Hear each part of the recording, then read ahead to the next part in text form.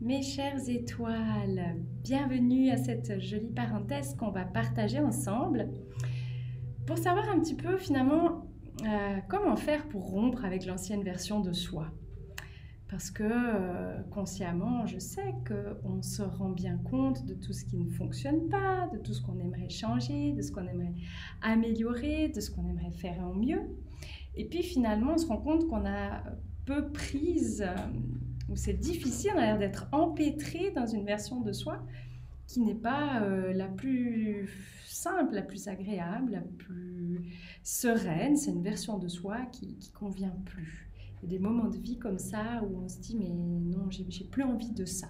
J'ai plus envie de tel ou tel comportement, j'ai plus envie de vivre telle ou telle circonstance dans ma vie.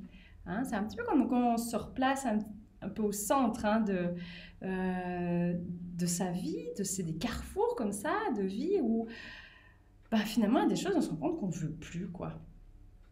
Des fois c'est dans des crises, comme j'avais ce matin par exemple, hein, ma petite nénette, c'était la crise de la trentaine, des fois c'est la crise de la quarantaine, des fois c'est la cinquantaine, vous savez, ces moments-là où vous dites non mais allô quoi, c'est bon, j'ai donné, je veux passer à autre chose là.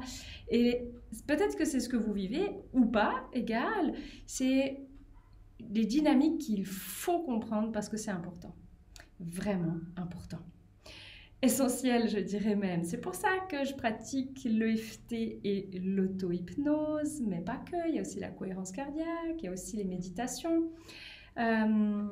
C'est tous des outils qui nous permettent en fait de distiller un changement, d'insuffler un vent nouveau, quelque chose qui permet de s'aventurer sur une découverte de soi qui est différente de d'habitude. Mais si vous voulez sortir, mes chères étoiles, de vos habitudes, de vos actions qui sont toujours identiques, et si vous voulez vous sortir de ça, eh bien, effectivement, il va falloir commencer à faire différemment de d'habitude. Parce que sinon, vous êtes en mode pilote automatique.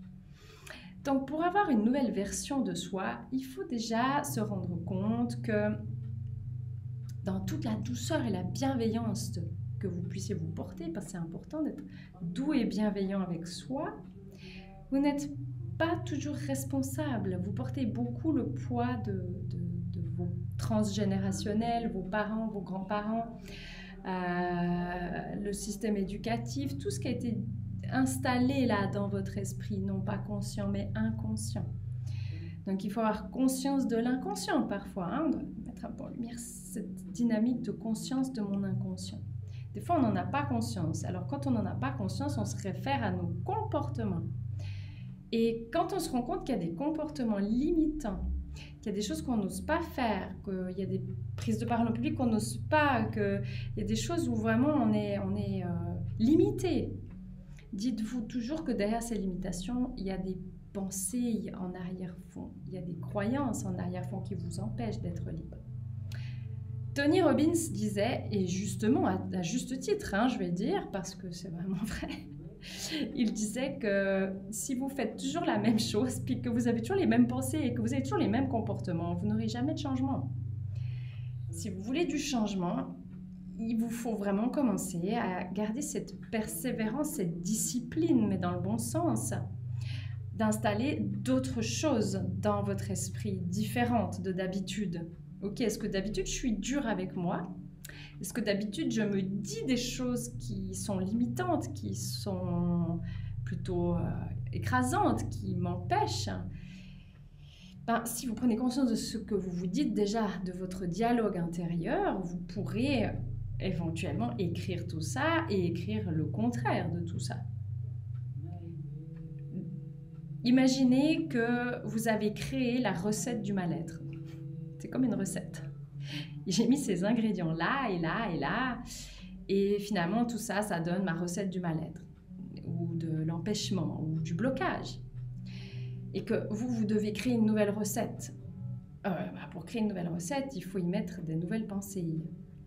Mais toutes ces nouvelles pensées, vous allez me dire, c'est joli, ok, si je n'arrête pas à me dire que je ne vais pas y arriver, puis que tout à coup, je me dis, je suis à la hauteur, je suis capable. Concrètement, comment ça marche ?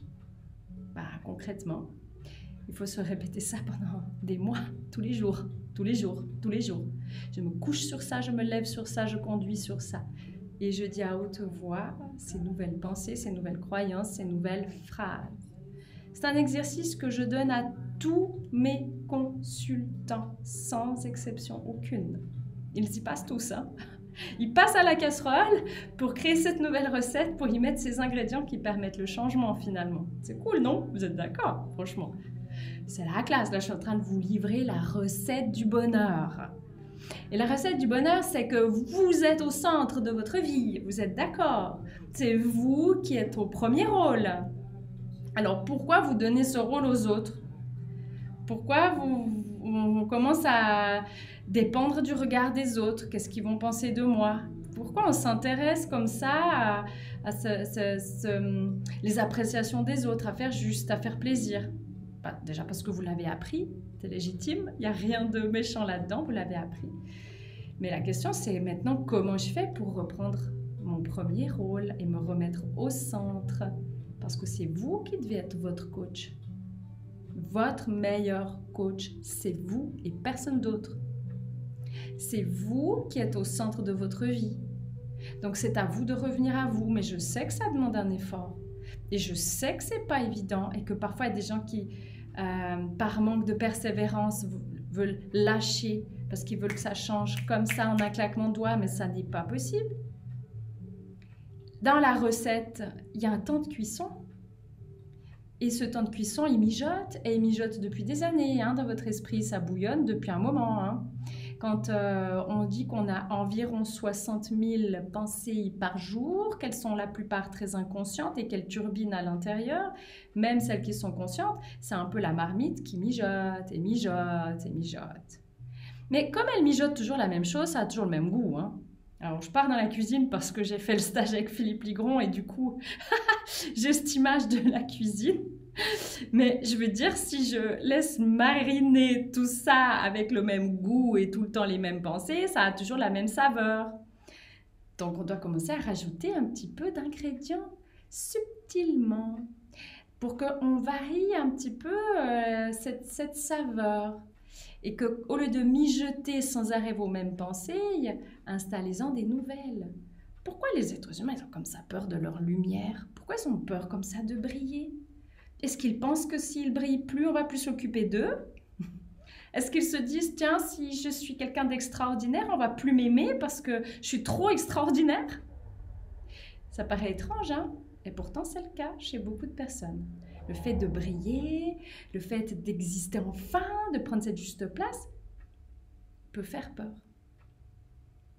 Parce que si j'ai mis en place inconsciemment un comportement de victimite aigu, je ris parce que j'ai fait partie hein, du triangle dramatique. J'ai été la victime, le bourreau, la sauveuse. J'ai intégré tous ces rôles. Je les ai bien joués, hein. Mais là c'est bon. Hein. J'ai fini par capter que j'ai plus besoin de jouer ces rôles. Mais beaucoup le sont. Mais indirectement, quand je me place en victime, je reçois quoi? De l'attention, de la complainte. Et du coup, ça nourrit mon manque d'affection et de reconnaissance, qu'il me manque depuis mon enfance. Et peut-être que même petit, j'ai appris que quand j'étais malade ou je me faisais mal, et que j'avais des parents peut-être peu présents, quand je faisais ça, on s'occupait de moi. Et peut-être que c'est un comportement qui est devenu inconscient et que je répète encore et encore, même en tant qu'adulte. Voilà pourquoi, pour devenir une meilleure version de soi, eh bien, il est vraiment bon de se libérer de ces vieux schémas. Parce que vous êtes fort, vous êtes capable, vous êtes à la hauteur. Et vous n'êtes pas vos pensées. Vous êtes bien plus que cela. Ce matin, j'ai pris un exemple. J'avais cette personne en désespoir absolu et en quel j'accompagnais. Et j'ai dit, mais si on prend ton esprit et qu'on le met là, juste là à côté, juste là, tu vois, toutes tes pensées, tout ton magma là, tout ce que tu te dis, toutes ces peurs, tout ça là, on le met là à côté. Ok, il reste quoi? Je vous laisse répondre. Il reste quoi? Il reste une conscience pure. Il reste plus qu'une conscience pure. Il reste plus qu'une manifestation de la vie. C'est-à-dire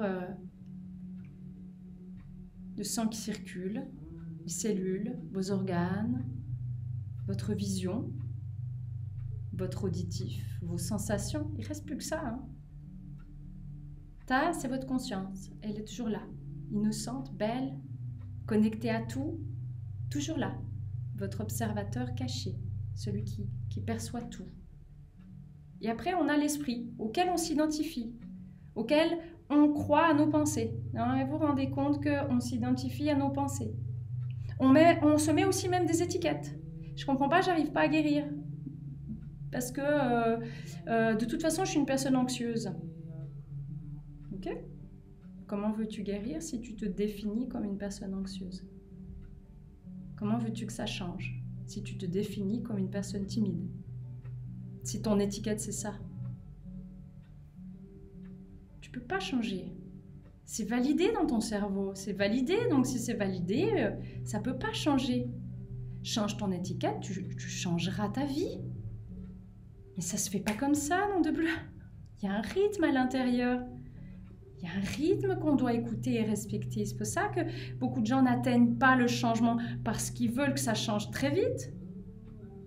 C'est les deux freins du changement et je les ai déjà dit dans des vidéos précédentes. La peur du changement et l'impatience du changement.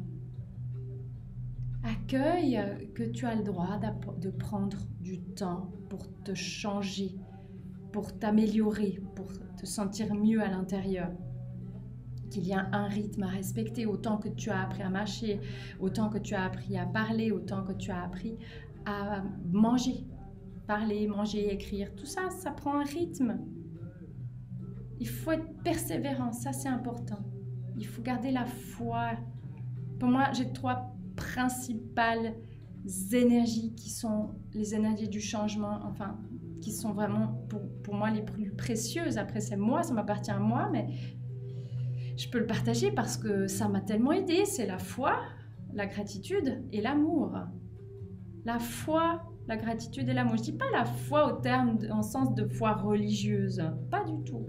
Je dis la foi en la vie, quoi. J'ai foi en moi, j'ai foi en la vie, j'y crois. J'y crois, parce que vous méritez d'y croire. Vraiment, vous le méritez. La gratitude, pourquoi? Parce que notre cerveau, il est toujours tourné sur ce qui ne va pas. Vous avez déjà remarqué ça, vous? Il va toujours se tourner sur ce qui ne va pas, vers ce que je veux plus. Et du coup, je patauge dans le négatif. Et si j'arrive à cultiver l'énergie de la gratitude, il y a dire souvent des merci. Moi, il n'y a pas un jour, mes chouchous, je vous le dis, il n'y a pas un jour où je ne dis pas, je sais pas, je pense que je dis une centaine de fois merci par jour. Sans exagération.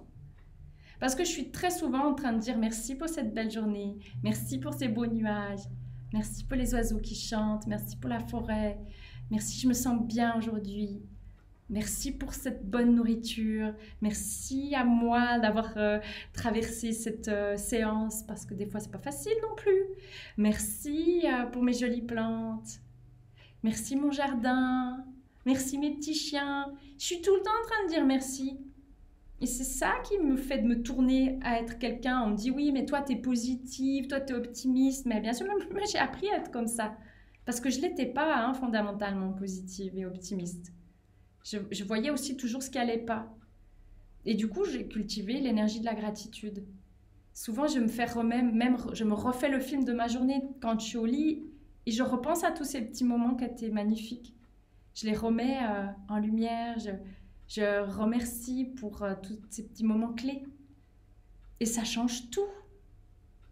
Et puis l'amour. Bah, bien sûr. Parce qu'on dit que l'amour donne des ailes, l'amour nous fait du bien, donc l'amour. Parce que je pense aussi qu'on mérite de se dire à quel point on s'aime, à quel point on est important, à quel point on aime ses enfants, sa famille ou son conjoint. C'est important de le dire. Ouais, c'est important de se le dire. Des fois, moi, ma fille, elle se marre parce que je suis dans le dressing et puis je fais... Et ça la fait rire. Même moi, ça me fait rire. Mais c'est ça qu'il faut faire. Allez avec ces énergies déjà de foi, de gratitude et d'amour. Et ne plongez pas dans ces fichues pensées. Ne vous laissez pas emporter par ces mijotations. On arrête de mijoter là, la même soupe. Rappelez-vous, rajoutez des saveurs. Ne vous laissez pas embobiner par ces pensées. C'est vous qui devez les contrôler. Je donnais l'exemple d'un cheval sauvage qu'il faut dompter. Et c'est vrai que c'est exactement ça. Si j'ai un cheval qui est sauvage, qui rue sans cesse, qui m'éjecte, qui se débat, qui ne veut pas, peut-être qu'il va falloir le temps que je lui caresse un peu le poil, que je lui caresse un peu le museau, que je lui fasse un peu des papouilles, que je le rassure, ce cheval, que je le prenne un peu dans mes bras, que je lui dise ça va aller, viens on va faire ce travail ensemble. Jusqu'à ce qu'il se calme, jusqu'à ce qu'il ait l'habitude, jusqu'à ce que je l'ai apprivoisé. J'ai quelqu'un qui m'a parlé de ça l'autre jour, ça m'a touchée. J'ai entendu une personne dire, je suis en train d'apprendre à m'apprivoiser.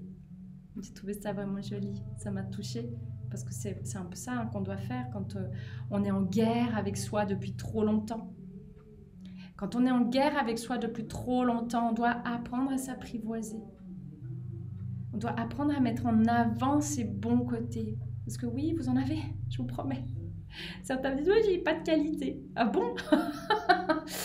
Ah bon, t'as pas de qualité? Non, j'en vois pas. Ok? Au moins une, s'il te plaît. Au moins